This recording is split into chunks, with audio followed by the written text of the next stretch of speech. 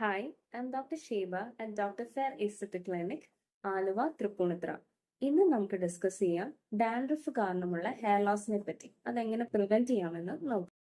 First tip എന്താന്ന് വെച്ച് കഴിഞ്ഞാൽ നമ്മുടെ തലയൊട്ടി അഥവാ സ്കാൽപ്പ് നല്ല ക്ലീൻ ആയിട്ട് സൂക്ഷിക്കുക എന്നുള്ളതാണ്. അലിസിയ ഫർഫർ എന്ന് പറയുന്ന ഒരു ഈസ്റ്റ് ലൈക്ക് ഫംഗസ് ആണ് ഡാൻഡ്രഫ് കോസ് ചെയ്യുന്നത്. ഇത് ഫീഡ് ചെയ്യുന്നത് നമ്മുടെ ഓയിൽ സെക്രീഷൻസ് ആണ്. സ്കാൽപ്പിൽ അല്ലെങ്കിൽ തലയൊട്ടിയിൽ ഉണ്ടാവുന്ന ഓയിൽ സെക്രീഷൻസ് ആണ് ഇത് ഫീഡ് ചെയ്യുന്നത്. അതുകൊണ്ട് തന്നെ നമ്മൾ ഓയിൽ അപ്ലൈ ചെയ്ത് കഴിഞ്ഞാൽ ഇത് ഇരട്ടിയാകാനാണ് ചാൻസസ്. സോ ഓയിൽ അപ്ലൈ ചെയ്യാൻ നമ്മൾ പാടില്ല. ഒരു ഡോക്ടറിനെ കണ്ട് ഡാൻഡ്രഫ് തന്നെയാണോ അതോ സെബോറിക് ഡെർമറ്റൈറ്റിസ് ആണോ എന്ന് കൺഫേം ആക്കുക.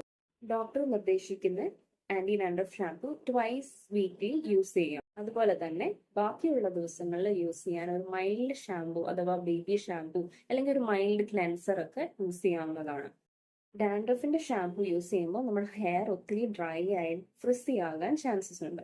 So always use a conditioner. ഹെയറിന്റെ ലെങ്സിൽ മാത്രം അപ്ലൈ ചെയ്ത് വാഷ് ചെയ്ത് കളയുക. ഹെയർ ഉണങ്ങിയതിന് ശേഷം മാത്രം കെട്ടിവെക്കുക.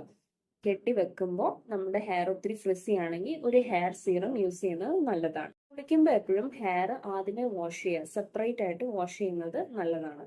കാരണം ഹെയറിൽ അല്ലെങ്കിൽ തലയൊട്ടിയിലുള്ള ഡാൻഡ്രഫ് മുഖത്തോട്ട് സ്പ്രെഡ് ആവാതിരിക്കാൻ ഇത് ഹെൽപ്പ് ചെയ്യും.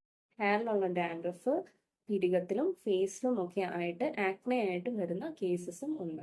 ആർക്കും പ്രയോജനപ്പെട്ടെന്ന് വിശ്വസിക്കുന്നു. എന്തെങ്കിലും ഡൗട്ട് ഉണ്ടെങ്കിൽ നിങ്ങൾക്ക് ഡോക്ടർ ഫെയറിനെ ബന്ധപ്പെടാവുന്നതാണ്. താങ്ക്